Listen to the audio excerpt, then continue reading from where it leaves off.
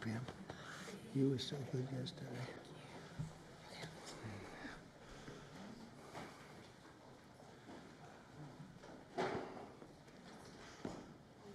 Thank you very much. I was just dealing with people from the Middle East, Arab people and other people on the potential peace deal for the Middle East. Peace for the Middle East, that's a beautiful phrase, and we hope it's going to come true, but it's very close. And they're doing very well. We have a great team over there, great negotiators, and there are unfortunately great negotiators on the other side also. But it's something I think that will happen, got a good chance of happening. I may go there sometime toward the end of the week, maybe on Sunday, actually, and we'll see. But there's a very good chance negotiations are going along very well. We're dealing with Hamas and many of the countries. As you know, we have all of the Muslim countries are included. All of the Arab countries are included. Very rich countries and some that are not so rich, but just about everybody's included. It's never happened before. Nothing like that's happened before. And our final negotiation, as you know, is with Hamas. And it seems to be going well. So we'll let you know. If that's the case, we'll be leaving probably on Sunday, maybe Saturday, maybe a little later than Saturday evening, but that seems to be our schedule. It should be clear to all Americans that we have a very serious left-wing terror threat in our country. Radicals associated with the domestic terror group Antifa that you've heard a lot about lately, and I've heard a lot about them for 10 years. And other far-left extremists have been carrying out a campaign of violence against ICE agents and other officials charged with enforcing federal law. In Chicago, anarchists have surveilled at least 4 local ICE facilities and posted diagrams of the buildings online, meaning nothing but bad, accompanied by photos of specific ICE agents that they're targeting, one in particular who's a top person and a great patriot. In July, approximately a dozen Antifa-aligned militants stormed the ICE facility in Texas and then lured officers out of the building before firing dozens of rounds at police. They were crazy, frankly, shooting one Texas officer in the neck. And in Portland, Oregon, Antifa thugs have repeatedly attacked our officers and laid siege to federal property in an attempt to violently stop the execution of federal law. Everything we're doing is very lawful. What they're doing is not lawful. And what the governor and the mayor of, as an example, you could say of Portland, and you can say certainly of Chicago, it's not lawful what they're doing. They have to be very careful. In addition, 2 weeks ago, a radical left terrorist in Dallas conducted a sniper attack on a local ICE facility, killing 2 people and leaving behind a note that read, "Hopefully this will give ICE agents some real terror." That's bad. This attack came the very same month that Charlie Kirk was assassinated by a far-left extremist who inscribed the words, "Hey, fascist, catch," meaning catch the bullet, onto the bullet shelf itself. The epidemic of left-wing violence and Antifa-inspired terror has been escalating for nearly a decade. At universities, Antifa has organized riotous mobs to attack campus speakers. I see it all the time. And these are agitators, anarchists, and they're paid. And you'll find that out. You'll be finding it out very soon. You should see what we have on these people. These are bad people. These are people that want to destroy our country. We're not going to let it happen. They've used armed gangs to assault local police in cities nationwide, and they've attacked journalists reporting on their crimes. So the journalists that report on their crimes, don't worry, you're very safe. I hope that's not going to turn you around, but they have been very threatening to people, but we're going to be very threatening to them, far more threatening to them than they ever were with us, and that includes the people that fund them. Probably some of the people I know, some of the people I dine with, but if they do, they're in deep trouble. So we're going to be looking very strongly at the people that are funding these operations. When you see the signs, and they're all made out of a beautiful, beautiful paper, beautiful, nice, stiff, very expensive paper, with beautiful wood handles, all the same color. They come from very expensive printing machines. These are not people that write out their signs in abasement that believe in something. These are paid anarchists.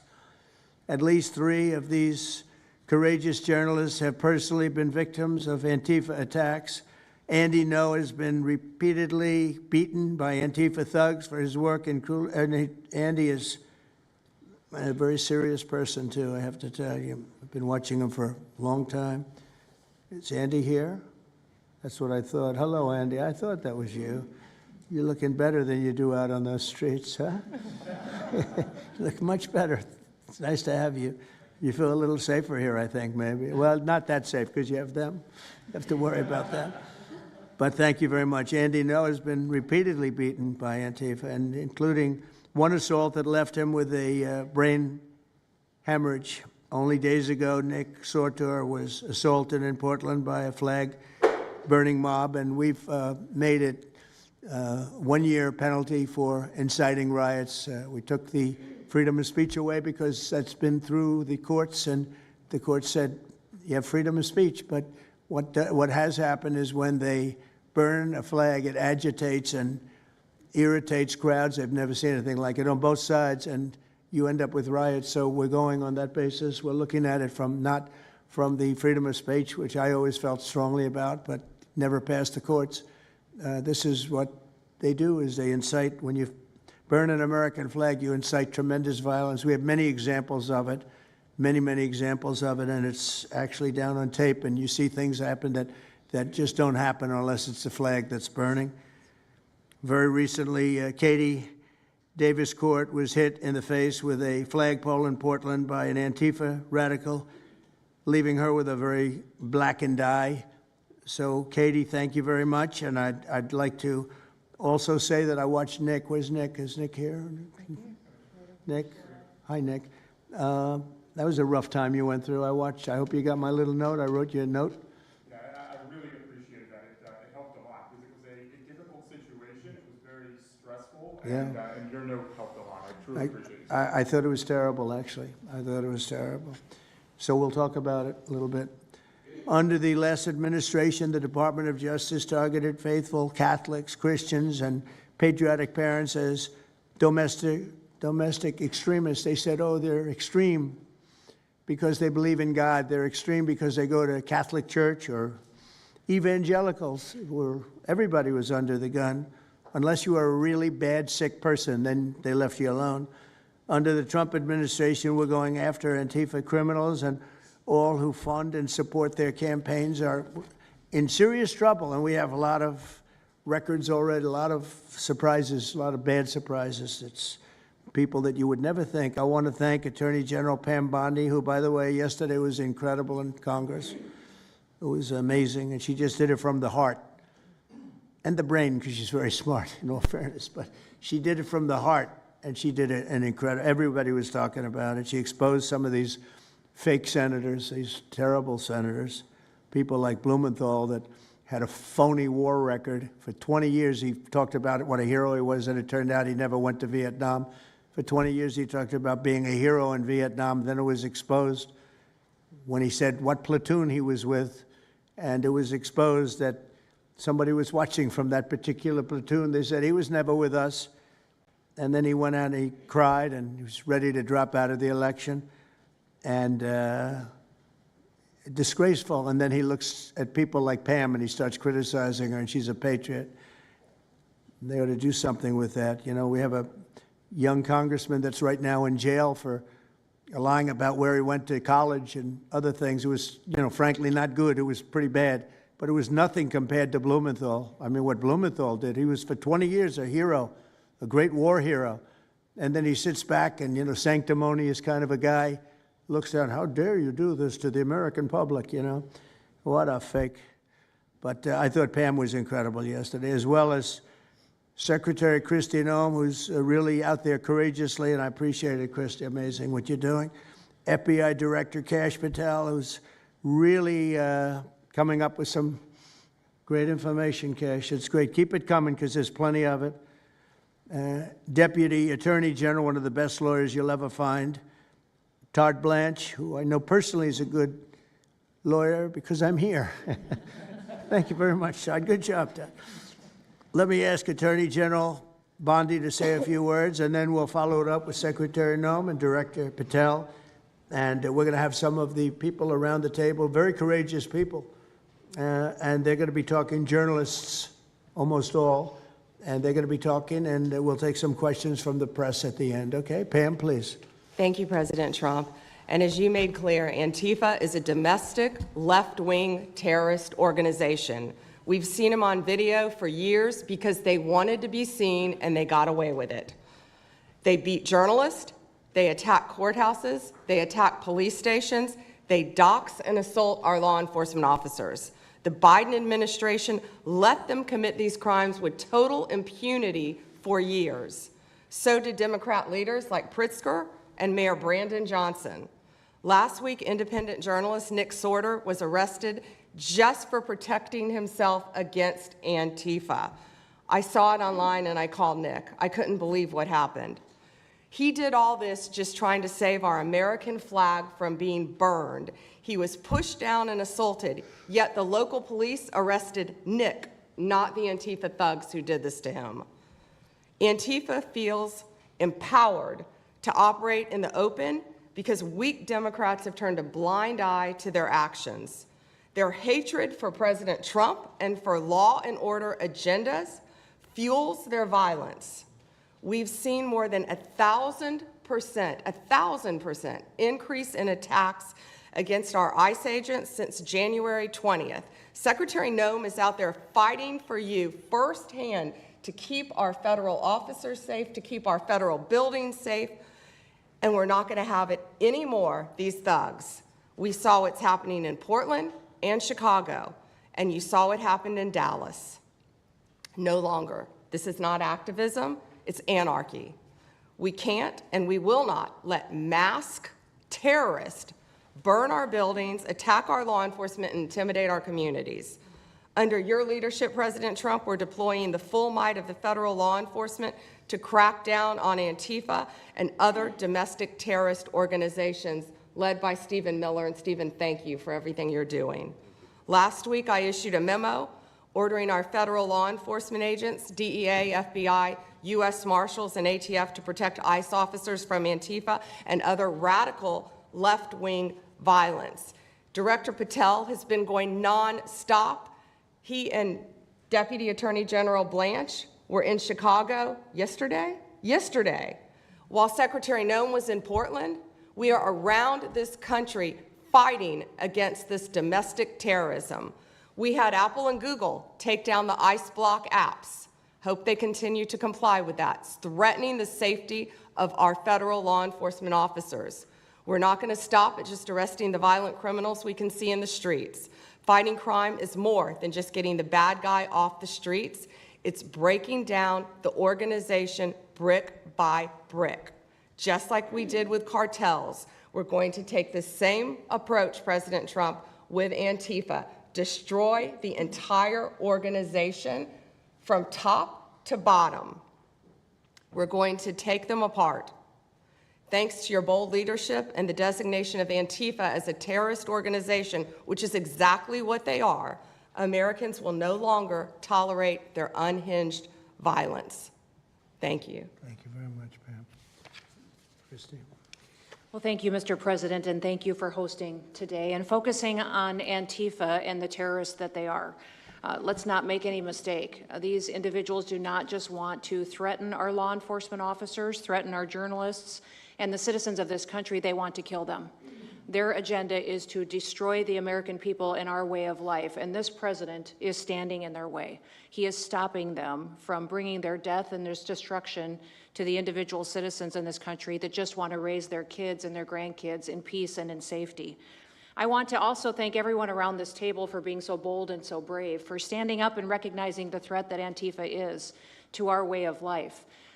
By recognizing how advanced they are, how sophisticated their networks are, how they've infiltrated our entire country, and we're seeing them play out with their tactics from city to city, and how they have built out their funding mechanisms. And sir, I also want to thank our Treasury Secretary for his work in getting to the bottom of these funding mechanisms and individuals who are perpetuating this violence on our American cities. I was in Portland yesterday and had the chance to visit with the governor of Oregon and also the mayor. They're in town, and they are absolutely covering up the terrorism that is hitting their streets. While you talked about some of the stories of our ICE agents, our Border Patrol agents, how they have been attacked, how they have been shot at, injured, the damage that they've done, these leaders in these local cities, along with Pritzker and Johnson, ignore what's going on, or, sir, they're helping Antifa cover it up. We have arrested dozens of individuals that are Antifa members or affiliated with them, and I want to thank our Attorney General for prosecuting them and making sure they never see the light of day again. They have been so bold in making sure we're bringing those individuals to justice. One of the individuals we arrested recently in Portland was the girlfriend of one of the founders of Antifa, and that we are hoping that as we go after her, interview her, and prosecute her, we will get more and more information about the network and how we can root them out and eliminate them from the existence of American society. I want to thank the new journalists here today for telling their stories and for being able and willing to go to the streets and to cover what's happening here in America. Many times the legacy media has looked the other way, refused to tell the stories. The networks have not really focused on what this is and what damage it is doing to our country, and how this network of Antifa is just as sophisticated as MS-13, as TDA, as ISIS, as Hezbollah, as Hamas, as all of them. They are just as dangerous. They have an agenda to destroy us, just like the other terrorists we've dealt with for many, many years. And today is the day that we have a president that won't tolerate it and will stand up and fight for the American people. So thank you for being here, for being so bold, and for standing in the gap at such a time as this. It will matter, it will make a difference, and your life will be one of significance because of what you've done today. So with that, God bless you, and thank you, Mr. President. Thank you very much. Thank you. Cash, please. Thank you, Mr. President. Mr. President, the American people gave you a sweeping mandate in your victory in this election cycle, and they demanded safety and security for our citizens. And your administration, with your leadership, has provided us with the resources that we need, which is a whole-of-government approach to go after criminals absolutely everywhere, not just outside of this country, but within this country. And that takes a whole-of-government approach. The interagency seated up here with the Department of Homeland Security, our Attorney General, our Deputy Attorney General, and your White House staffers, including Stephen Miller's leadership, has allowed us to go out there and map out these networks. What we are doing at the FBI is simple. It does not require rocket science. We are following the money. Money never lies. And that's what it's going to take to bring down this network of organized criminal thugs, gangbangers, and yes, domestic terrorists, because that's what they are. They are harming everyday citizens in every single one of our communities. And the folks you see here on the right and left, they're some of the bravest men and women we have today. They're reporting the stories live time because the mainstream media won't cover it. They're putting their lives on the line. They're standing up for the flag. The least we can do is stand up for them. So you have my thanks. I read more of your stories than I do theirs because you guys are putting out the truth. And we deserve a country where you are protected as equally as they are. We, in this FBI, will go after with the criminals with a vengeance. We will not rest until we find every single seed, money, donor, organization, and funding mechanism that we have. And I want to echo the Secretary's comments on Scott Bessent, who's allowing us to map out these networks through their financial criminal activities, which has been going on for decades. And I would like to remind the American public, they built this diseased temple of corruption over decades. And in 8 short months, Mr. President, you have crippled their foundation because of your leadership here, because of the interagency, because of people like Deputy Attorney General Blanche, and because of Attorney General Pam Bondi's fearless leadership to go after criminals wherever they are. They will not be able to hide. They were able to hide and conspire with prior administrations, and we are exposing their corruption from within. And we will go to every single city in this country under Operation Summer Heat and the other operations we are doing at the FBI to bring these criminals to justice. We will arrest every single one of them from whatever perch you sit in, private or public, no matter how your goal or your ambition is. It will be crushed by the Constitution because the American people deserve law and order, and that's what we're going to give you. Thank you very much, Cash. Great job. Maybe we'll start over here. Would any of you like to say something? Feel free. You can say it in front of a fine group of people, also journalists and reporters. You want to start? Sure. Go ahead. Absolutely. President Trump members of the cabinet, really appreciate you guys bringing this together. And the fact that we are here today on such short notice shows how serious you guys are taking this issue of trans terrorists and frankly, the cities and police departments that are cooperating with Antifa, such as Portland. I mean, the Portland politicians are literally willing to sacrifice their own citizens just to appease these Antifa terrorists. It's sickening. I've seen it firsthand, obviously. When I went to jail that night, never expected it to happen. I thought that they were maybe removing me for my own safety. It never crossed my mind that I was the one that was being arrested for a crime after I was just thrown into a hole.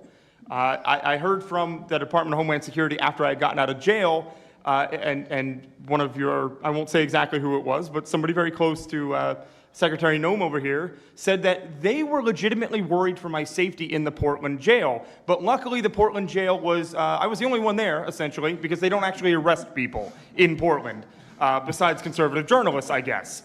So, look, I'm glad that it was not a good night for me. Let's just say that. It was not fun sitting in that jail, but I'm glad to see what has come of it.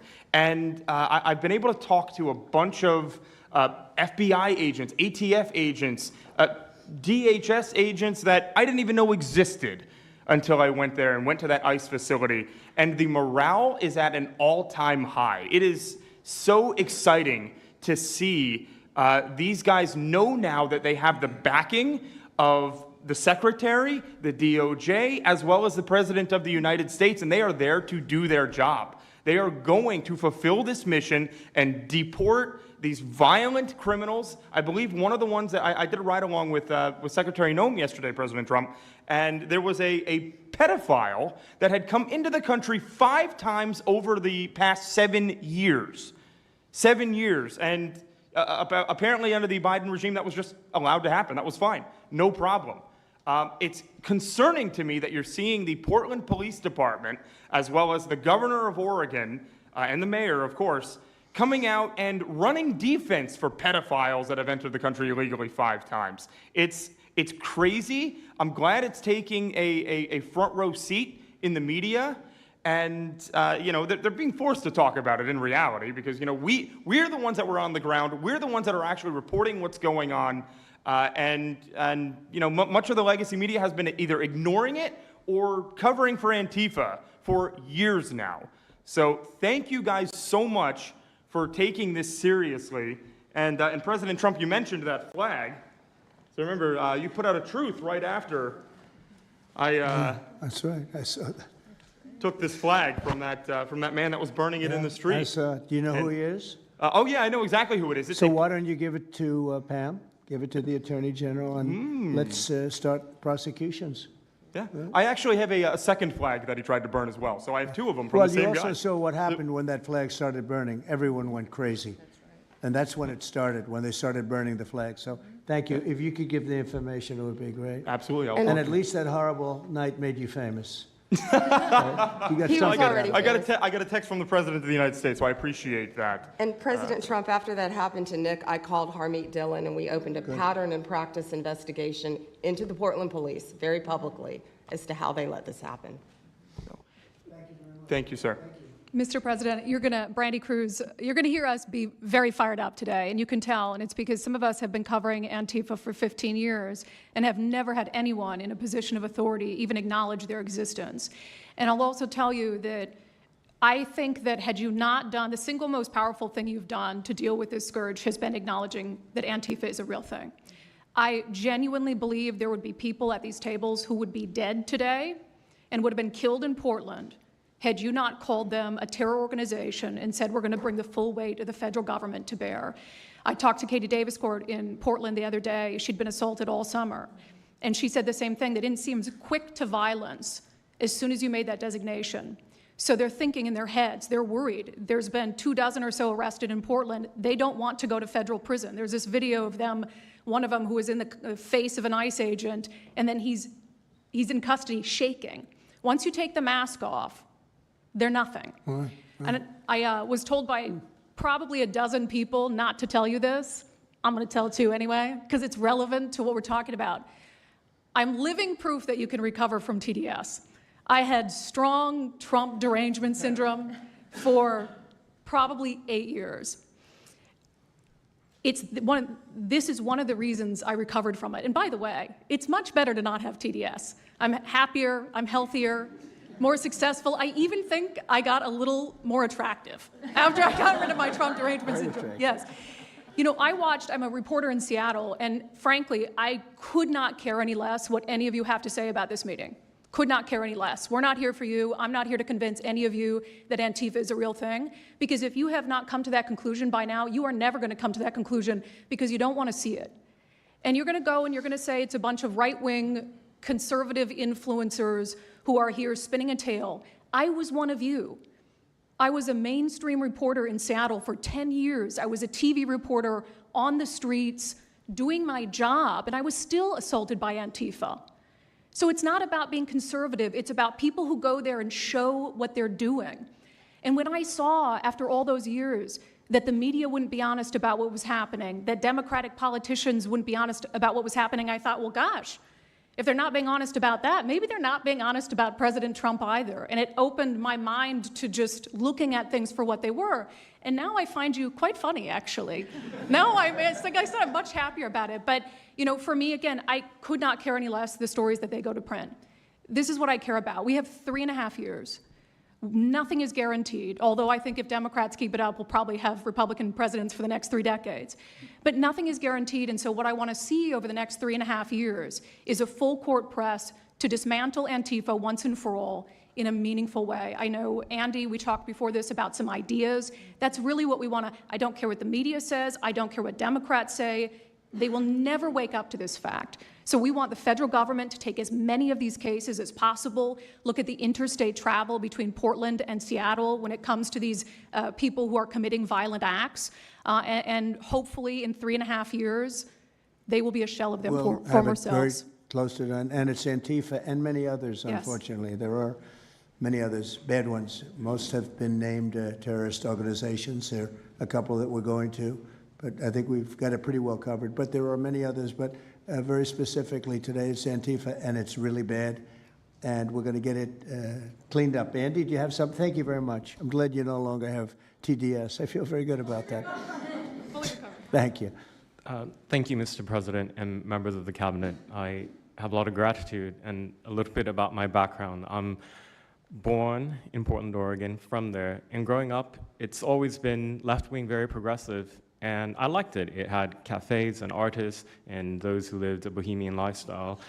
And in 2016, I was a graduate student at Portland State studying political science. I was an editor at the student paper there, a very progressive paper.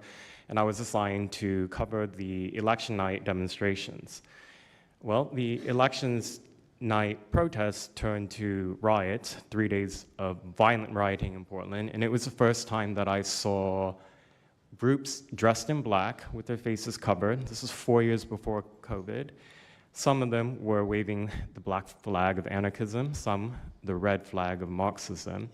And within seconds, they would ravage one street to another, to another, to another. And the next day, I would read the legacy media, which I still read at that time and looked forward to, and I looked up to those journalists. And I was really shocked to see that the narrative was that these, in my view, anti-democratic political violence was legitimate acts of protest because people were concerned about racism or all these other lies. And so for the next 4 years, I just continued going out with my video camera. I thought, look, people can ignore what I write because of spin, but videos can quite speak for themselves. And in 2019, it led to me nearly losing my life. I was covering another Antifa protest turned riot. At that point, had been routine in Portland, and then I was ambushed in a mob beating. And I had never been in a fight. I didn't even realize that I was being assaulted until seconds in. And the punches came from everywhere on my head and my face, and I was bleeding out of my eyes and ears, and then they threw all the drinks in my eyes to humiliate me further and to laugh at me. And I was rushed to the hospital in an ambulance and CT scan, and I had subarachnoid hemorrhage, which is bleeding in the brain. I nearly died.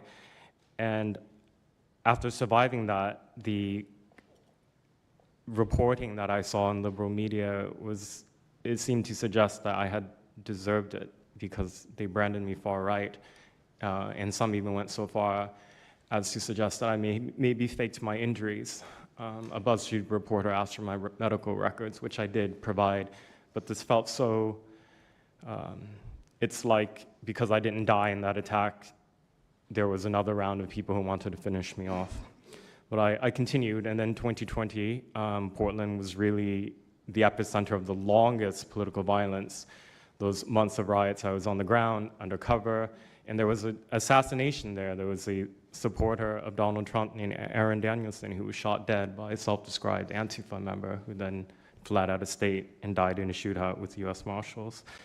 In 2021, I returned undercover, naively thinking that enough time had passed, and was chased through the streets of downtown and beaten, nearly choked out. The person who was trying to choke me out held me so tightly that I had the blood, the vessels in my eyes burst. So one of the symptoms were my eyes were completely red after that, and I was hospitalized. So thank you so much for acknowledging Antifa and for directing your administration to treat them as domestic terrorists. It's going to be really challenging because how they organize is that they are decentralized, autonomous, and they operate on deception. And we're still to this day told that they don't exist, that it's a figment of our imagination. I think the DOJ could look at federal conspiracy charges. The state of California and San Diego County last year broke up an Antifa cell in San Diego. And I think maybe perhaps the State Department should designate Antifa, its international arm, as a foreign terrorist organization, FTO. So thank you so much for this invitation, Mr. President. Thank you very much, Andy. Great. That's a rough time you had, huh? So the chokeout was almost the end, you felt? Yeah, that was my only near-death experience in my life, and I'm quite shaken when I think about it now. It really feels unbelievable to me that on the streets of America that this type of violence against citizens could become so routine and accepted and cheered on by people. Although, in the immediate aftermath of Mr. Kirk's assassination, we saw again that type of depravity play out on quite large swaths of the left. So there's a deep sickness that's in this country right now, and it pains me a lot to acknowledge it. Yeah, the amazing thing is you look at Portland, and you see fires all over the place. You see fights and, just violence. It's just so crazy. And then you talk to the governor, and she acts like everything is totally normal. There's nothing wrong. It's almost like, are you waking up from a dream or something? You see it on your network. You see it all over the place. And it's so bad. It's so crazy. It's like the movies you see for the kids. I guess not only the kids, adults also, where you have these bombed out cities and these bombed out people. It's like worse than that. I don't think they could make a movie as bad. And then the governor will get up and say, I don't know why they're coming here. It's such a wonderful place. And the amazing thing is the people want us to be there. The people, when they get the real people that live there, many of them have left, but the real people want us to be. The same thing in Chicago. So they've had 60, 70 murders over a short period of time. Murders, people that got shot. They've had hundreds of people shot, and then a guy like Pritzker, or this low IQ mayor, gets up. He got up, he's got a 5% approval rating, and the people are all against him. They want people to come.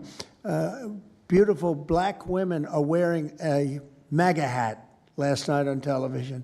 Beautiful people. And they said, we don't care who comes, just stop the crime. They don't care, frankly, they don't care if it's National Guard and military. Send in anybody you want, stop the crime. And they're afraid to go out. They can't even go out. And then a guy like Pritzker, think of that, 50, 60, 70 people over a short period of time murdered, actually murdered, mostly gun violence, but knives, but gun violence, they're murdered, and hundreds of people shot. They had one weekend where they had like 18 murdered and 71 shot. But they said, you know what their excuse is? Yeah, but it was a long weekend. In other words, it was a long weekend, so that was okay. And then Pritzker gets up and he says, like, I don't know what they're talking about. We don't have crime here. They're crazy. I think actually they're petrified. You know, their families live there, everything else. I actually think they're scared. Pritzker was a failure in his family. They threw him out of the family business. Guy's a loser. But you know what? They actually, I believe they're scared. They're actually frightened for their lives. Jack, please say a few words. Mr. President, thank you so much for having us here today and holding this roundtable. Antifa is real. Antifa has been around in various iterations for almost 100 years in some instances, going back to the Weimar Republic in Germany.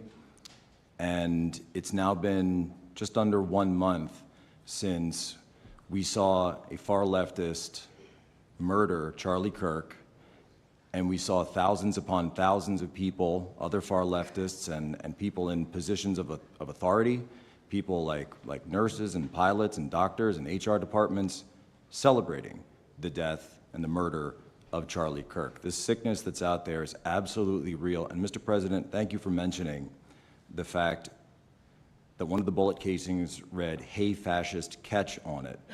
One of the other bullet casings right next to that had Bella Ciao written on it. Now, Bella Ciao is a song that is known in Antifa circles as the international anthem of Antifa. And all of us around this room that have studied Antifa, we're very familiar with these symbols. And Mr. President, I think the situation is getting worse. When you look at people like Luigi Maggioni in his 20s, Thomas Matthew Crooks, of course, who took a shot at you, sir, the ICE shooter in Dallas, and now this Tyler Robinson, we're starting to see a pattern of more and more murderous violence. And this same violence is not just random. It is targeted assassinations, which are getting worse. And every single one of us in this room that goes out there, and obviously you as well, sir, and all the staff, we are now under that threat every single day. And working there at Turning Point USA, and I've spent just about the last month out there in Phoenix with Erica, with the family, with the team. And I will tell you this, Mr. President, even though going through something like that, which is an absolute nightmare, and people say, you know, what was it like to speak in front of all those people? It was horrible. Every second of it was horrible. But we're not going to quit. And Turning Point USA is continuing the tour that Charlie was on. We had 6,000 people when we went back to Utah. We had 5,000 people last night in Montana, if you can believe that. We are continuing to organize on campus. We are getting more and more people coming out in the face of this threat, knowing what happened to Charlie. But Mr. President, we need to do something about this, because I fear that the next one who could be killed could be sitting at this table right now. And we're not going to stop. But they need to stop, and they will not stop until they are stopped. Thank you. Thank you, Jack. I appreciate it very much. One thing I have to say is that Washington, D.C. was almost as bad. I don't know what could be worse than Portland. You don't even have stores anymore. They don't even put glass up. They put plywood on their windows, but most of the retailers have left. But Washington, D.C. was so bad, and Pam, I'd say it took 12 days to really make it pretty good, and a month to make it great. And now people are going out to dinner. The restaurants are booming. They don't have enough seats. They're opening up new restaurants because many of them closed.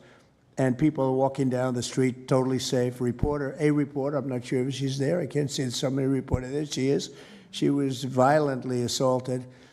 And I don't know, she tends to be somewhat liberal, but she wasn't liberal on this one. I appreciated your honesty, but that won't happen again. It won't happen again. You're lucky you're alive, frankly, with what happened. I know exactly what took place. So Washington, D.C., our capital, we thought we'd start there appropriately, and it's safe, and people are so happy. They're so happy. And now it's a couple of months. I went to dinner there. I felt totally safe. I gave a press conference right in the middle of the street, which I don't think Secret Service was thrilled about. But, you know, I'll tell you what, I wouldn't have wanted to do it 6 months ago. It's incredible what happened. Now we're in Memphis. As you know, we're having a great impact in Memphis. It's been only a week, but it's, Cash, I hear it's been amazing what's happening there just very early. But you take a look at D.C. and you take a look at some of the other. We've had a big impact.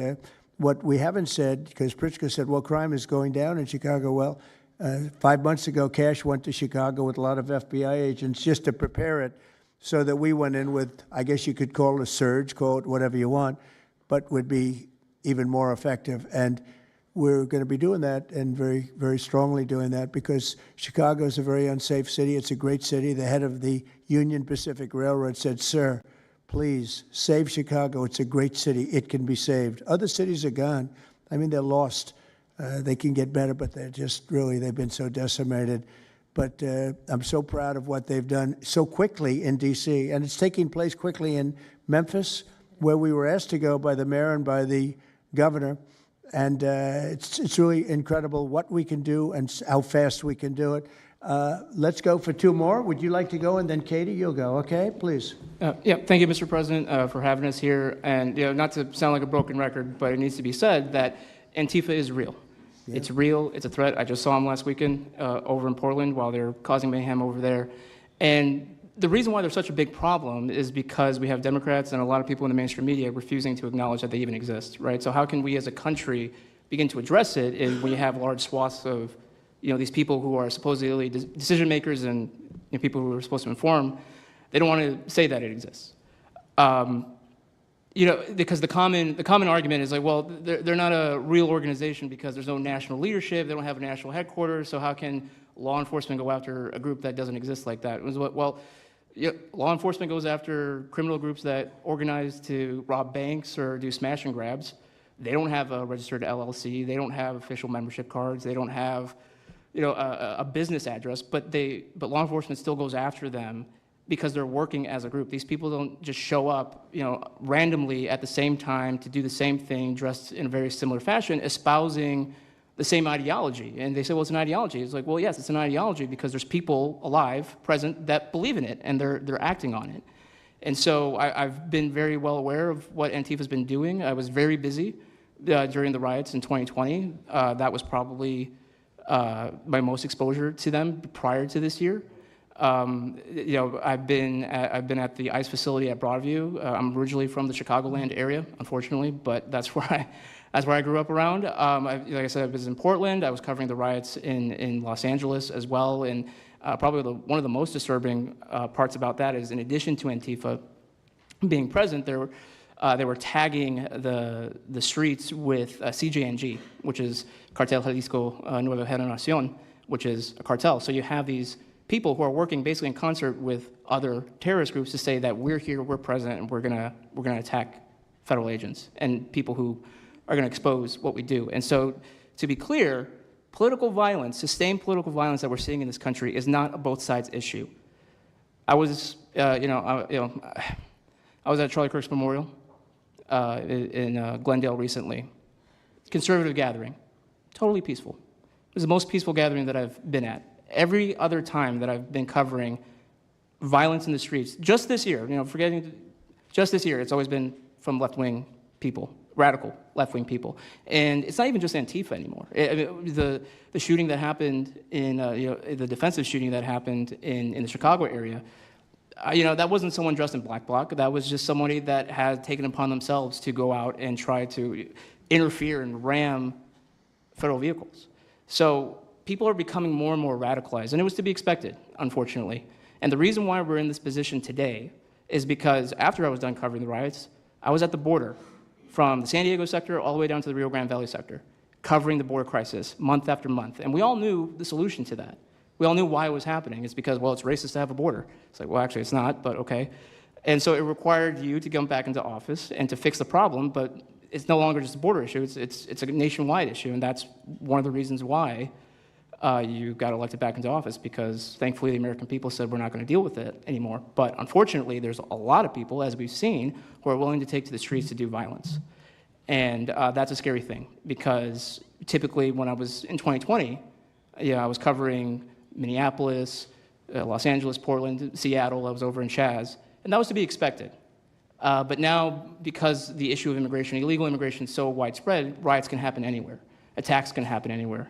So that's why it was weird kind of going back to my home state to cover this violence. I mean, just after the Dallas shooting, they were chanting outside Broadview, shoot ICE, shoot those, efforts, shoot those efforts. So I'll just leave that. Thank you so much again for having this. This is very dangerous. We don't work for companies that have billions of dollars. We're running and gunning often on our own. We became friends. A lot of us are friends because we would see each other all the time, and we became friends because we wanted to have someone watch our back while we're out there. Because like I said, we're just out there. And but we'll continue to do it because it's an important topic. It's an important issue. The American people deserve to know what's happening in these chaotic situations, and we're more than happy to do it. So thank you, sir. Great job. Thank you very much. Katie, please. Hi, Mr. President. It is an honor being here today, and I first wanted to start by thanking you guys for designating Antifa a terrorist group. It's exactly what this group is. It's a long time coming. I'm an investigative journalist from Seattle. I work for the Post Millennial alongside Andy No and Jack Posobiec. I have been infiltrating Antifa cells in Seattle and Portland for the past decade. I know their inner workings, and Antifa uses extreme political violence to crush the civil rights of their political enemies and believes that violence is justified by any means necessary. But today, I want to focus on what is happening in Portland at the ICE facility. I've been covering this for the past 4 months, and this is a call out to corporate media who has completely ignored this story or has falsely reported on it. This is nothing short other than a sustained attack on the United States, which is being supported by Democratic elected officials. The Portland Police Bureau has completely abandoned several blocks outside the ICE facility, giving away their jurisdiction to a terrorist group who has spent the past 4 months harassing, assaulting, and intimidating anyone they perceive to be against their cause. Not only have federal agents been relentlessly assaulted for more than 100 consecutive days, black-clad anarchist militants concealing their identities behind black facial coverings have been assaulting reporters just for trying to cover their crimes. Today, I am sitting here with a black eye and a concussion after being violently hit in the face with a metal pole while reporting outside the ICE facility just this past week. After the attack, I immediately went to three Portland police officers who refused to detain the suspect. I took the time to chase down the suspect in the streets, had her held for 35 minutes. I was waiting for Portland police to come, and they never came. Then that's what opened to my eyes to what this group is actually doing. I watched 20 Antifa militants help my assault suspect escape into an Antifa safe house that is 1 block away from the ICE facility. And this safe house is where Antifa-affiliated protesters are conducting paramilitary operations. It's where they're arresting, they're showering, they're eating to continue this occupation. I have staked out this safe house and have observed shift changes. This group is highly organized. It is being funded through mutual aid groups, and they have no plans of stopping. Residents living across the ICE facility have been held hostage by Antifa. They're begging for federal intervention. The city refuses to help, and they want you, President Trump, to come in and restore law and order.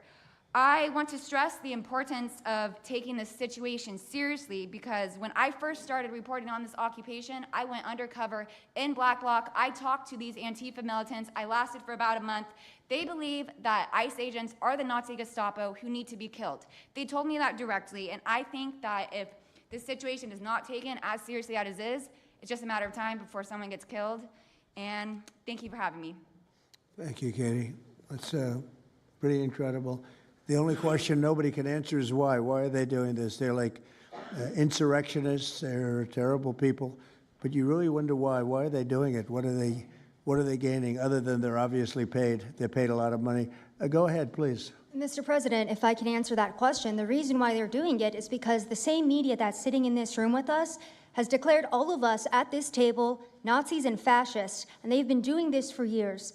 This is why Antifa feels emboldened to attack us. Now, almost every single person at this table has been threatened with a steel bat. We've been assaulted, we've been harassed, we've been threatened, and that is in huge part due to the media. So my message right now is for you guys.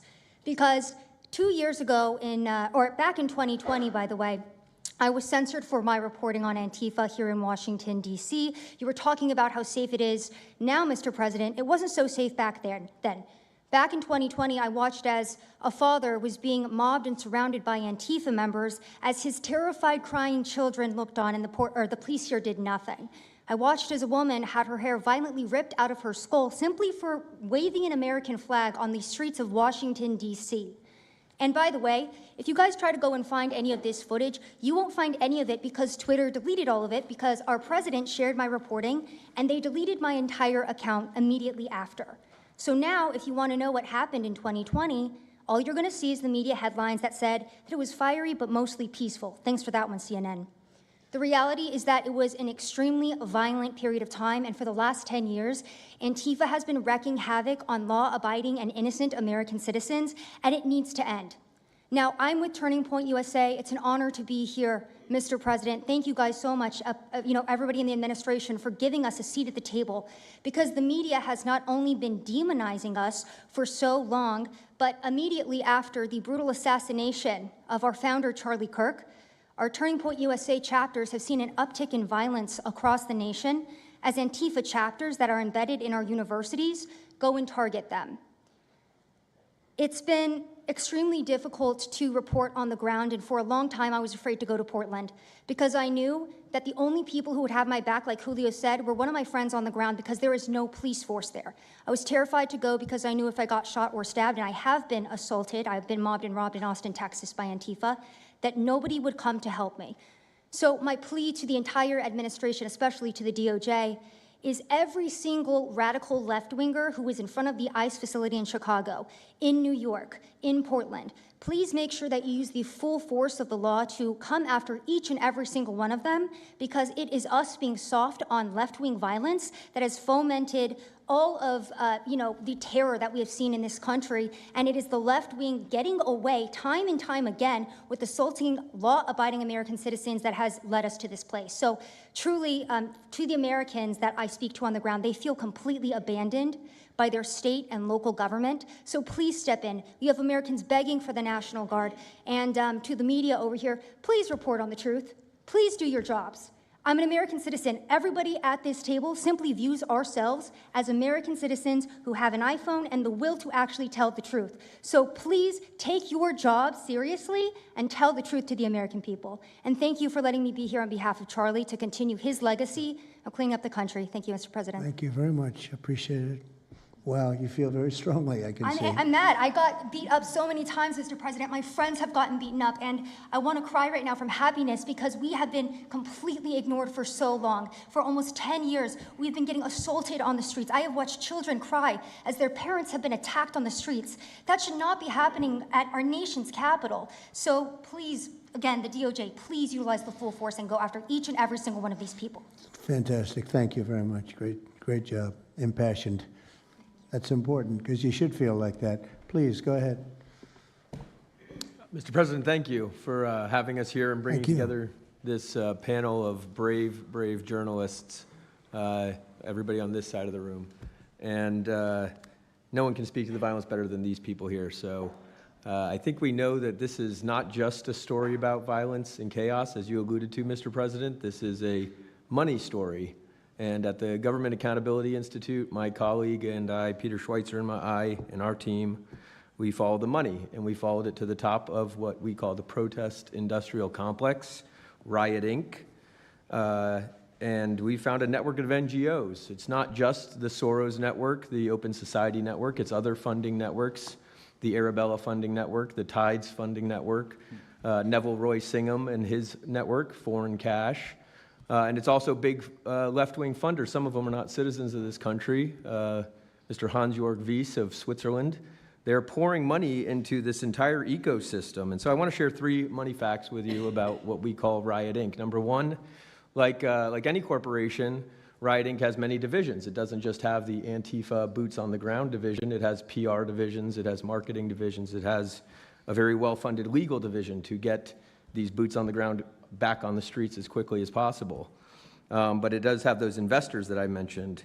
Number 2, we have identified dozens of radical organizations, not just the decentralized Antifa organizations, but dozens of radical organizations that have received more than $100 million from the Riot Inc. investors. These would be the lawyer groups. These would be the groups that advocate for calling good, honest Americans fascists, et cetera. And then three, I think the most shocking thing is that we have found that more than $100 million in U.S. taxpayer funding has flowed into these funding networks, including at least $4 million to these very groups themselves, not just Antifa types, but there was an event in Atlanta called Stop Cop City. Over 60 rioters were charged with domestic terrorism. These groups received money for that from both the billionaire class as well as taxpayer money. So one other thing, this money helps fund the decentralized crowdfunding platforms. These are ways that Antifa, the John Brown Gun Club of Elm Fork, which had links to that attack on the ICE facility, the Socialist Rifle Association, and just because they don't have LLCs or EIN numbers doesn't mean they can't get paid. Some of these funding platforms, crowdfunding platforms, are funded by this network that we call Riot Inc. So again, I want to thank you for your leadership, for the whole cabinet's leadership on this. We're going to keep following the money and appreciate everything you're doing, sir. Do you know the name of any of the funders? Do you know the names? Because if you do, I'd like you to give them to Cash or Pam. Absolutely. Or Christy. Yeah, we'll do that. As soon as you can. That's all of you. Because you probably know the names after a certain period of time. You tend to find out. But these are people that do not have good intention for the country, and that's treasonous probably. So if you could, very important, if you could do that, that would be great. Nobody would know better than you. You'll figure it out. Thank you. Please, go ahead. Yeah, my name's Nick Shirley. I'm 23 years old. I'm a 100% independent YouTube journalist. And over the past year or so, I've been able to go to 15 countries. I've hung out with people in the gangs of Brazil, in the favelas, in the prisons of Secot. But yet the most dangerous places I have been here in the United States, unfortunately. And I've had the opportunity to show people about the protest Antifa here in the United States, and there's nothing organic about what they are doing here in the United States. I've watched people be bussed in from states. I've watched the same lady at a protest in Atlanta be bused to a protest in DC and then in New York City. There's nothing that is honest about what they are doing. And they have signs. I've seen the same signs here in DC and in London as well. It's a big organization and corporation that they're running. And people may wonder, like, what's the threat to us as Americans if we go? Well, you'll be labeled as a fascist, you'll be labeled as a Nazi, and they'll wish death upon you because they wish death upon me. And just last week in Portland, Oregon, I watched a lady get trapped in her car, surrounded by Antifa, and her sister messaged me after seeing the video. She said, the only reason I think my sister was safe is because you were there recording. I also was chased out by a member of Antifa who said he would smoke me, and next thing he knew, a DHS sniper had lasers on his chest. If he was not there, who knows what would have happened that day. These people are very dangerous, and people wonder how they're able to do it. It's the reason is because these cities are not enforcing the law.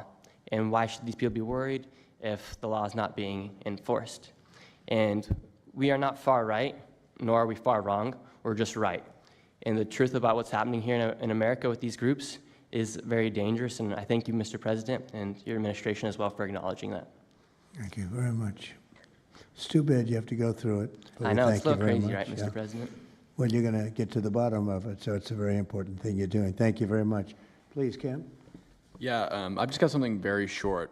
I'm attacked every time I do my job.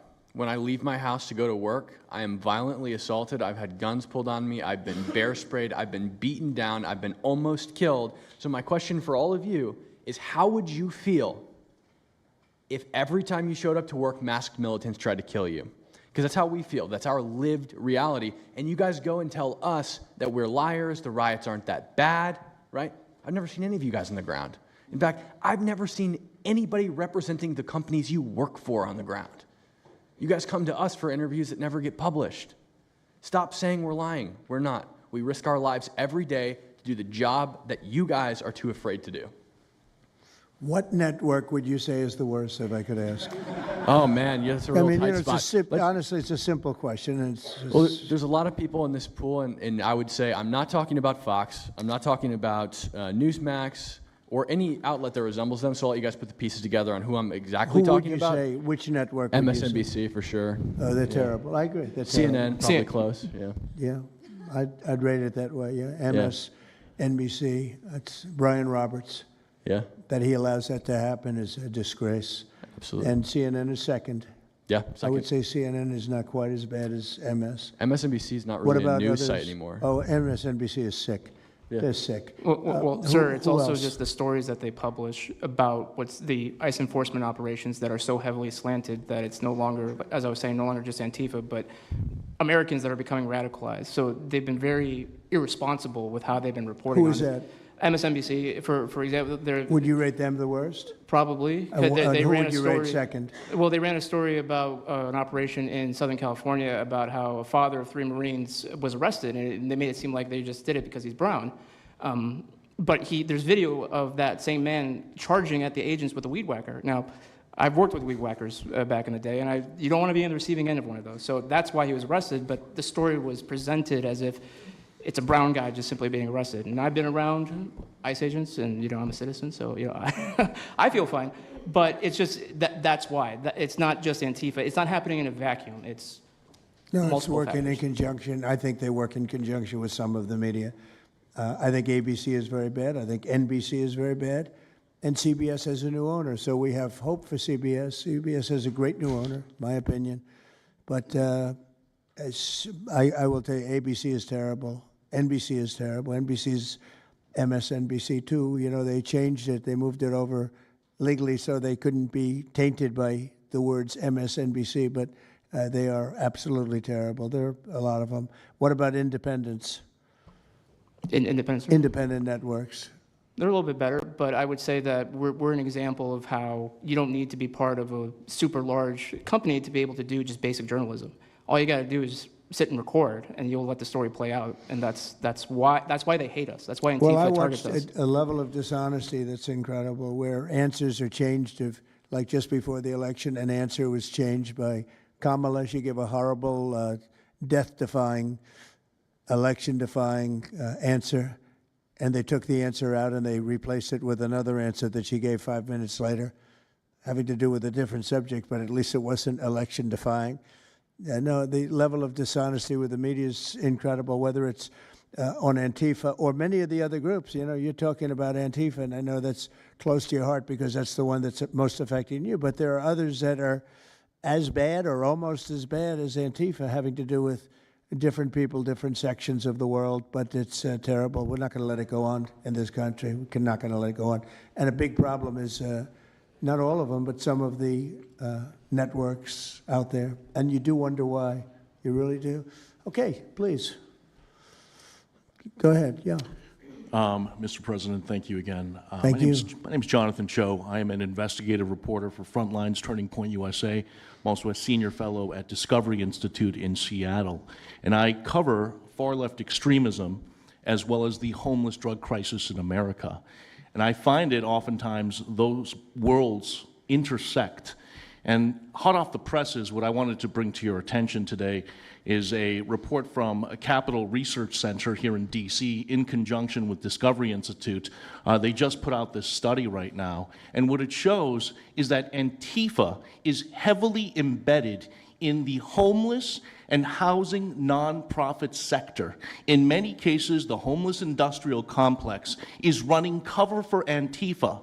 Antifa is benefiting from American tax dollars, and they're essentially being used as the muscle. Let me give you an example. There's a group called Stop the Sweeps in many U.S. cities right now. They get in front of encampment sweeps. What they're doing quietly is they're bringing in Antifa militants to manufacture a crisis to make the police look bad. Another group right now that is behind Antifa and working with Antifa very closely, based on the research that we have right now that we're going to give to you and your team, are the Democratic Socialists of America, also known as DSA. Again, these far-left progressive groups tend to be aligning themselves with Antifa. So finally, in closing, what I wanted to thank you again, Mr. President, is that a few months ago, earlier this year, you put out an executive order on homelessness and the drug addiction crisis in America, and that's sent the entire homeless industrial complex on the run. You have absolutely moved the needle and changed the game. But what's also come out, again, is that there is a connection, a deeply embedded connection with the homeless housing nonprofit game in America, connected to Antifa and the far-left activists. And finally, I just wanted to say that all of our resources at Turning Point USA and Discovery Institute are at your disposal, and we will continue, again, to carry on the legacy of Charlie Kirk. He would have wanted us to pursue and chase the story. Well, he was a good friend of mine, as you know, and he helped us get elected. Us, it really is us. It's even some of them, but not too many of them, not enough of them. And did you notice when we mentioned CNN and MSDNC, the cameras went off. 2 of the cameras immediately went off, but they're not going to cover it anyway. The problem we have is that this is a very important meeting, but you'll see very little press about it. These are major statements being made by major people, including the people right here, and you're not going to see too much about it. They don't like to cover this kind of thing. So it's very dishonest what's going on there. I think the press is a big factor. Please, go ahead. Thank you, James. Mr. President, thank you so much for having us all here to bring attention to this matter. You know, you did mention MSDNC, CNN, a handful of those other outlets that have been lying about, I mean, various things, but especially what ICE, the brave men and women over at ICE have been doing. I was talking to Antifa members in Portland the other day, and you know, a lot of these people genuinely believe, they buy these lies, and they genuinely believe that they're fighting against literal Nazis and not brave men and women that are putting their lives on the line to basically, you know, enforce basic immigration law, right? That everyone seemed to agree with up until maybe a few years ago, a handful of years ago. So once again, thank you so much for having me. My name is James Klug. While my primary job is traveling around the country, having conversations with Americans about various political topics and issues, you know, I have had a lot of run-ins with Antifa over the last 5 years. And I do think that Antifa is a primary reason why many conservatives are afraid to go out and protest and make their voices heard and maybe bring friends and family to a demonstration and exercise their First Amendment right, because they are literally deathly afraid. And I talk to these people all the time. They're afraid of militants showing up in black bloc and hurting them and their families. And, you know, I've personally witnessed Antifa assaulting hundreds of police officers. I've witnessed them firebombing police departments and federal property. I've witnessed them making death threats against federal agents, police officers, journalists. I think I've witnessed every single person here, maybe not personally, but I've seen them get, you know, hunted down and attacked. And so, you know, this is a group that is responsible for a good percentage, if not a majority, of the violent riots in 2021 and 2020, when Democrat mayors had a kind of a hands-off approach with these left-wing militants. Just as a quick reminder for everybody, we're talking about dozens of murders that happened in those riots. We're talking about billions of dollars of damage to property and communities all over the country. We're talking about thousands of officer injuries. So this isn't just like some little thing that they're, you know, oh, they punch a journalist here and there. No, they're responsible for a lot of damage and a lot of people that have, you know, unfortunately died and basically suppressing people's voices, you know. And so what I did want to talk about is to get this footage, almost every single person in the room here, to get this footage, you have to go undercover because you are at risk of being beaten or worse. You have to go undercover. You have to film low-key to capture them committing crimes. This is stuff that the mainstream media was not doing and has not been doing. They'll show when Antifa is maybe, it's a little bit more peaceful, and they'll show when it's more mellow, but they'll remove the cameras when things get violent and it's actually dangerous to be here. And I have personally witnessed legacy media vans showing up at a riot 300 yards away, getting out of the vehicle, filming for 30 seconds, saying something like, you know, fiery but mostly peaceful, packing up, and to add insult to injury, you have Democrat politicians that are saying, it's just an idea, right? That's all this is, so it's just an idea. After all of this chaos, it's just an idea. Well, that idea has threatened to kill me and many of my friends that are here today. So, Mr. President, thank you so much for bringing this to the forefront, and it's definitely making a big change. Really appreciate you. One question. So why is it there are numerous groups? I mean, Antifa is terrible, but you have other groups that I guess probably are almost as bad or just as bad. Not one other group was mentioned. I'm sort of surprised at that. You just come into contact with Antifa? It seems to be that you mostly come into contact with Antifa. Please. There's a lot of overlap, and I would say that, for instance, Jonathan brought up the Democratic Socialists of America. They're basically the same thing. I mean, there's a lot of Democratic Socialists of America who are out there in black bloc, you know, hiding their faces. And so I think we use, and I do understand, for the record, I do understand the challenge, as Andy pointed out, with Antifa as a graspable entity. I do. But at the end of the day, when you look at behavior, you prosecute behavior, right? We're not prosecuting ideas or ideology, you're prosecuting behavior. So whether you can prove that this amorphous thing is Antifa or someone has a patch that says Antifa, it doesn't matter. You know, did they assault someone? Did they assault a federal agent?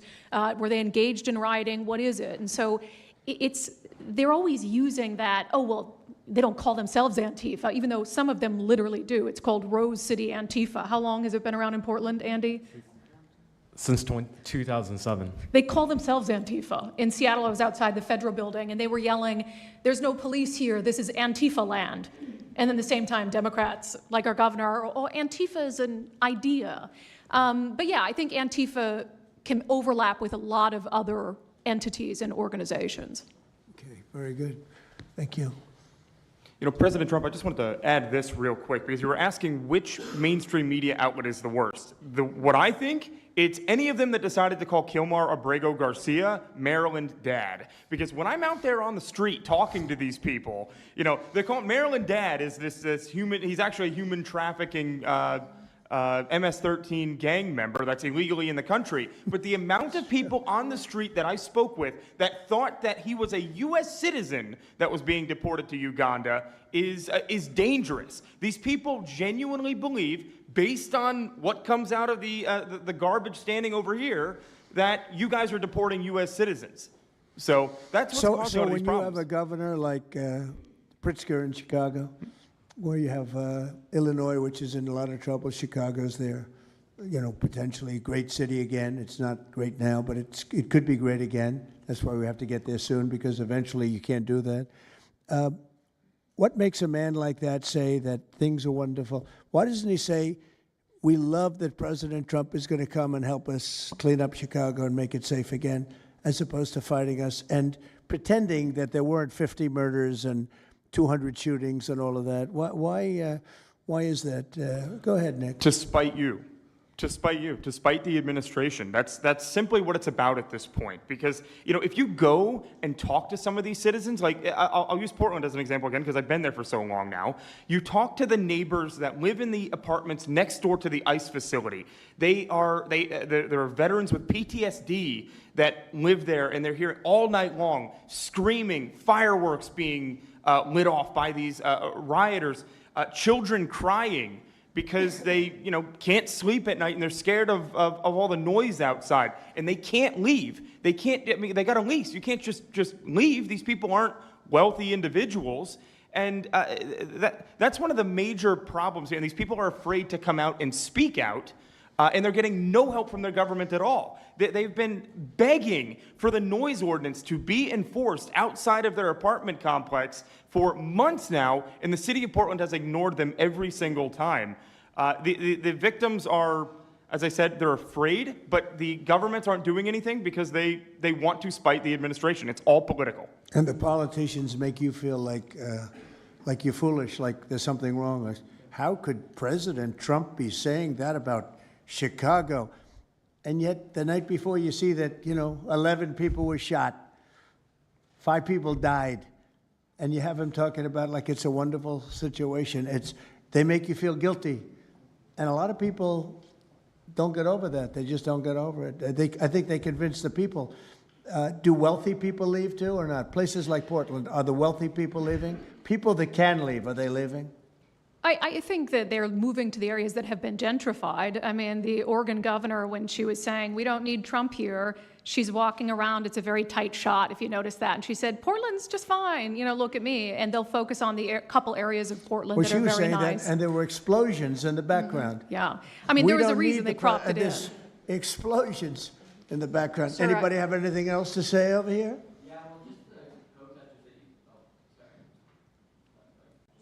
And then we'll get, should we be taking questions, or is it just a waste of time? Because they can ask questions, but, well, there's Brian, he's good. But you know what?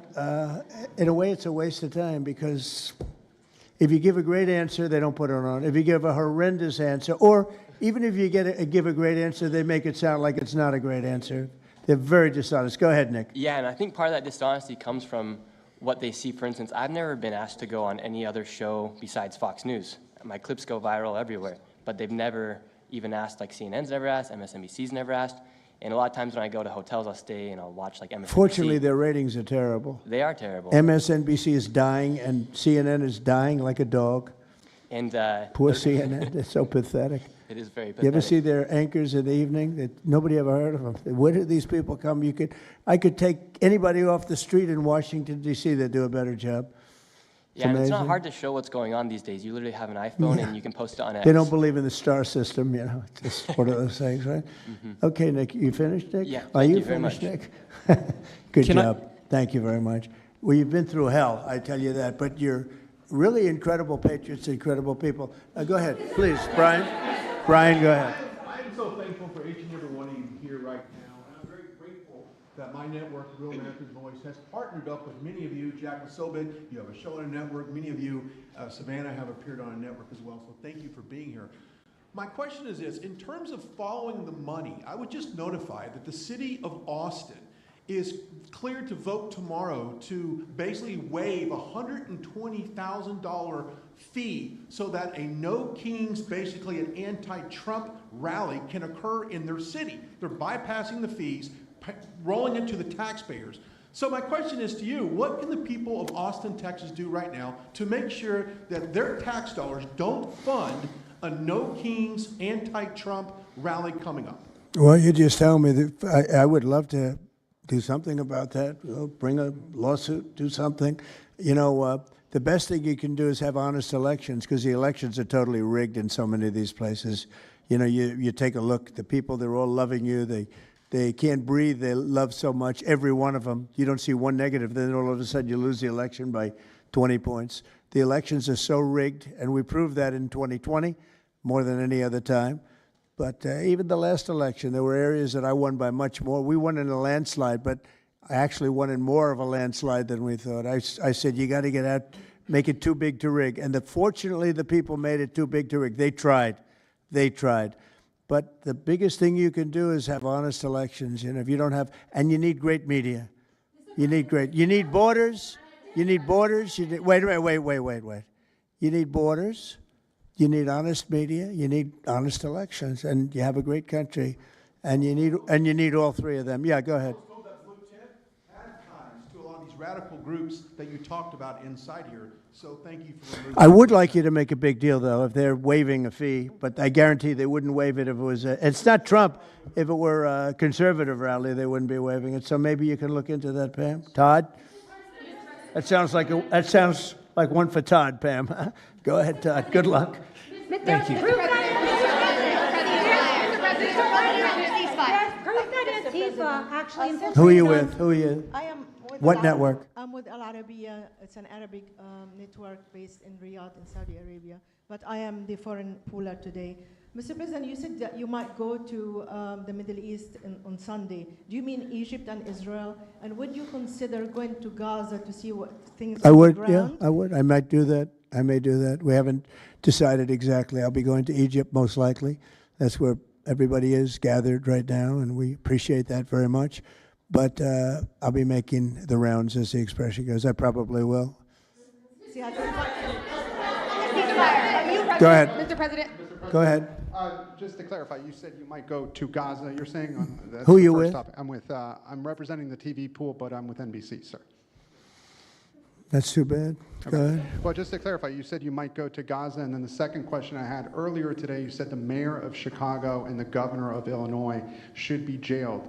Have you asked the Justice Department to look at possible charges? No, I've seen the law, and when you have a group of people where the police call off the safety for ICE officials, I've understood that, and I've read it today in numerous journals, that that's illegal. What they did is I guess it was ICE, Christie, right? They were under threat, and the police were helping beautifully, and it was fine. And then all of a sudden, a woman was on the line saying, everybody, move back, get out. And they were given an order by the second person in the police department, and the governor knew about it, the mayor knew about it. I understand that's a criminal offense. Do you want to comment on that, Christie? Yes, sir, we're seeing that kind of pattern happen with local law enforcement and state law enforcement, not just in Illinois, but also out in Oregon, too. In fact, in Portland, I was there yesterday, but some of the ICE officers were telling me that as they drove by the rioters that were saying, kill ICE agents, Molotov cocktails, melt ICE, that the Portland police were cheering them on and had their fists in the air cheering on the rioters that were threatening their lives. So in Chicago, we had a 10-car caravan trail our ICE officials and pin them down. And those ICE officials, to get out of their vehicles, a woman tried to ram them and run them over, and shots were fired to get them to safety. So it's happening on a regular basis, and any elected official that allows this to happen and gives cover to those kind of individuals who are perpetuating murder should absolutely be prosecuted, in my opinion. Mr. President, Daniel. And by the way, we have Marco Rubio. Marco, come on up here, please. He's going to bring a little stability to this group. Come on up. Does everybody know Marco Rubio? Is there anybody that doesn't? Some of the reporters don't. That's why they shouldn't be reporters. Which job is he here for today, Come sir? on up here, Marco. Anything we should know about the Middle East? That's what we're hoping to talk to you about here, Mr. President. He's doing a good job. He was born for this job, I can tell you. Daniel, please. Mr. President, thank you very much. I have two questions for you, if that's okay. Seamus talked a little bit about the money aspect of this. Do you believe if you go after where the money is coming from with Antifa, in regards to Antifa, do you believe that would be similar to cutting the head off the snake, so to speak? And I have a question It would on help. this. I don't know that it would be totally complete, but it would certainly, you'd knock out 75%, 80%, 85%. These people, a lot of them don't believe it. You know, when I watch them, I say, I can almost tell a pro they're like professionals. That's all they do. And they get paid by somebody. I think it would knock out a lot of it. Yeah, not all of it maybe, but a lot of it. And then a follow-up to that is a lot of the people who we've listened to over the last hour, they've emphasized that Antifa, it's not necessarily this big organized thing. It's a bit ambiguous. It's deorganized. I think that's one of the words that Andy used. What is the challenges of going after a group that makes it intentionally difficult to go after and find? That could be for you, the Attorney General, anyone up there. Well, they're smart people, and they deceive. A lot of them are crooked people. A lot of them have been staying out of trouble their whole lives, and they've been bad from the day they were born, frankly. But these are sick people. Pam, go ahead, please.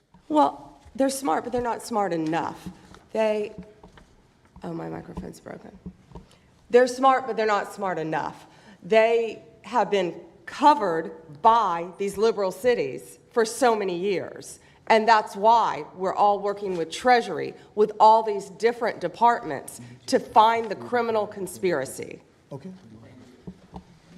I'm just giving. I was just given a note by the Secretary of State saying that we're very close to a deal in the Middle East, and they're going to need me pretty quickly. So I will take a couple of more questions. Please. Thank you, sir. I also have two questions for you, if I may. Have you given any more thought to possibly suspending habeas corpus to not only deal with these insurrectionists across the nation, but also to continue rapidly deporting illegal aliens? Yeah, it's suspending who? Habeas corpus, sir. Oh, I don't know. I'd rather leave that to Christie. What do you think? No, sir, I haven't been a part of any discussions on that. All right, go ahead. In the ceasefire This is negotiations. CNN speaking, by the way. So, Are you You know, personally this is participating? one of the worst reporters that you'll ever. I don't even want to take a question. It's a waste of time. Go ahead. Mr. President, how will you decide which workers get back pay and which workers do not? Well, we're going to see. Most of them are going to get back pay, and we're going to try and make sure of that. But some of them are being hurt very badly by the Democrats, and they therefore won't qualify.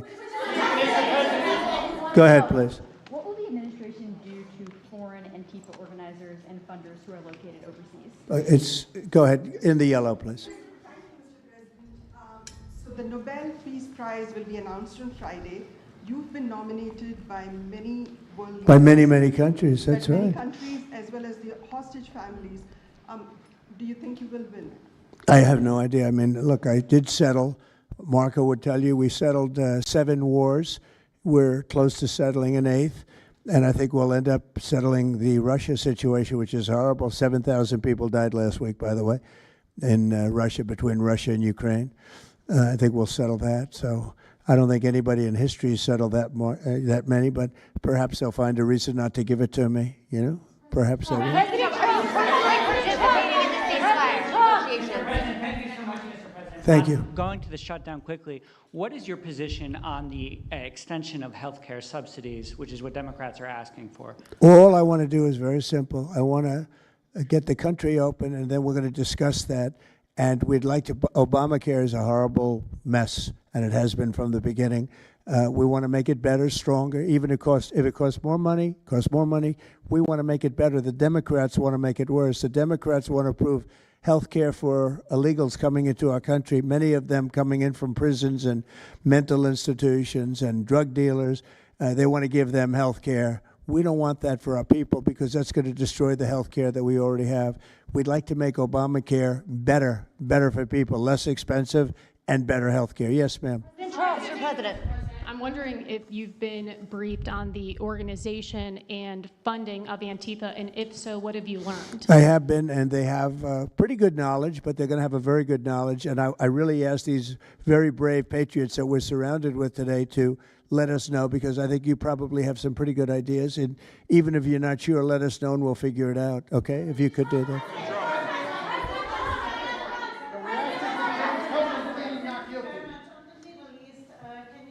You're from Italy? No, I'm from France. Can you specify how close we are to the deal? Would that be announced today, tomorrow? And do you want to see the hostages released before you travel to the region? No, I think I'll probably go maybe before the hostages are released or shortly thereafter, pretty much shortly thereafter. Yeah, please. Participating in these negotiations. Go ahead. Who are you with? Who are you with? The Center Square. I had the honor of asking you originally if you would designate Antifa a terror organization. And I stand here before you today, and I'm echoing what Andy said over here. Are you going to work with your administration as the Secretary of State's here? Are you going to work with your administration to designate it a foreign terror organization? You mean a terror? Antifa? A foreign terror organization. Well, has that been done? Pretty close, right? Would you like to see it done? Yes, Mr. President. You think it would help? They have foreign I'd be links glad all to across do it. I Western think it's Europe. the kind of thing I'd like to do. If you'd like, does Middle everybody East. agree? If you agree, I agree. Let's get it done, okay? Let's get it done. Marco, we'll take care of it. Mr. President. That's international, you mean? Yes. International. Mr. President. Sounds good to me. Foreign terror organization. Steve, are you okay with it? Yes, it's true. There are extensive foreign ties, and I think that would be a very valid step to take. Good, I think so too. Yes. Good, I think it's a good point. Thank you. President, are you planning on personally participating in this? On the shutdown, we are now about 1 week away from military service members missing their paychecks. We'll always take care of our military. Would you encourage Congress to pass a standalone bill to pay our service members? Yeah, that probably will happen. We don't have to worry about it yet. That's a long time. You know what 1 week is for me? An eternity. 1 week for me is a long time. We'll take care of it. Our military is always going to be taken care of. Yeah, please. Blue dress. Blue. President, Rebecca with Blaze News. I'm curious to know, so you're talking about the money funding these Antifa organizations, and somebody brought up Roy Singham, I think it was you, who, by the way, is married to one of the co-founders of Code Pink, this infamous left-wing organization. I'm curious to know the administration. Who is that? Who is that? Roy Singham. He's married to. No, did you say they're here? No, he's not. A journalist brought him up, but Oh, he I is, see. Okay. Yeah. Okay. Jameis, thank you. Good. Good. Good bring up. Excellent. Go ahead. He's somebody who's been reported on extensively, and I'd love to know what the administration is going to do to actually bring consequences to some of these names. You mentioned. Well, I don't know the name, but I would like to ask Pam to take a look at it. You know, a lot of the best information we find are through you and other people like you. So I'd like you to look at it, Pam.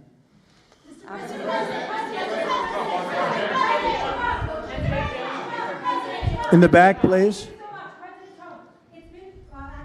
Compelling proof that Antifa did infiltrate on January 6th, dressed up like Trump supporters and incited violence. Is that something that you would want the new J6 committee at Congress to look into? Well, I've heard that. They dress up like, you know, they're fresh out of MAGA, but they have nothing to do with MAGA. And they make trouble and they try and blame it. And yeah, we know some of that and we will be acting on some of that. We've seen it. We've seen it. So I think you could stay a little longer, but you know, the problem is, although you have some very honest journalists in here, you also have some largely dishonest journalists like MSDNC and CNN. I think they're very dishonest, unbelievably. It's like a waste of time even talking to them. But I have to go now to try and solve some problems in the Middle East, although I'm very well represented by our Secretary of State. He could probably do an even better job than me. But who knows? We don't want to take any chances. So we're going to go and do that. If you'd like, Pam, would you like to stay for another 5 minutes, 10 minutes while we have all these great people? And I'll let Pam and Christy take over and get some good points out. I just want to thank the people around the table in particular. You've been amazing. You've been brave. You're real patriots. You're real patriots. And at some point, we're going to have to look into, at least in certain cases, rewarding you with some very important medals and honors, okay, as we have done and will be doing with Charlie Kirk. You know, Charlie is getting the Presidential Medal of Freedom, which is our highest award outside of the Congressional Medal of Honor. And I think they're sort of even. One's civilian and one's military. But unfortunately, the civilian sometimes is military also because of what we have to go through on the streets of this country. I can only tell you this. We have a great nation. We have a nation that's right now the hottest in the entire world. We're the hottest nation in the world, despite all of the things we've been saying today. But that's going to make your job easier, because nobody's doing better than we are financially. We've never done better. We've had, I think, 58 stock market increases since I've been top, meaning record increases. We have never seen anything like it, and we're going to keep it going. That makes it a little bit easier for what we're doing. I guess maybe it also makes some people crazy because they don't want to see us do well. But we're the hottest nation anywhere in the world, and we were a dead nation 1 year ago. I say it all the time. We were a dead nation. Now we're the hottest nation in the world, and that's said to by every leader. One of the reasons that we have every country already signed up or just about to sign, every country in the world on this whole mess we have going over with Hamas in the Middle East and all of the things you see, is they respect our nation. A year ago, you wouldn't have been able to get it. You certainly couldn't have gotten it with Biden. You didn't know where the hell he was. But a year ago, you wouldn't have been able to have a situation like this. So I just want to thank the people around this table, and certainly the officials around the table, because they've been incredible. They've been brave. And I watched yesterday, Pam, and I watched a little bit. I thought it was so good. I rounded up, and I watched it late in the evening because I thought you were fantastic yesterday. You really, look, you had some wonderful senators, some great politicians asking you very fair questions, and you had some real slime balls. But I thought you were amazing, so thank you very much. And Christy, thanks for the great job. Cash, thanks for the great job. Always my man back down there. He's the silent type, but he's a hell of a lawyer. Thank you all. We're going to get peace in the Middle East. That's what we want to do. Thank you very much, everybody. Thank you.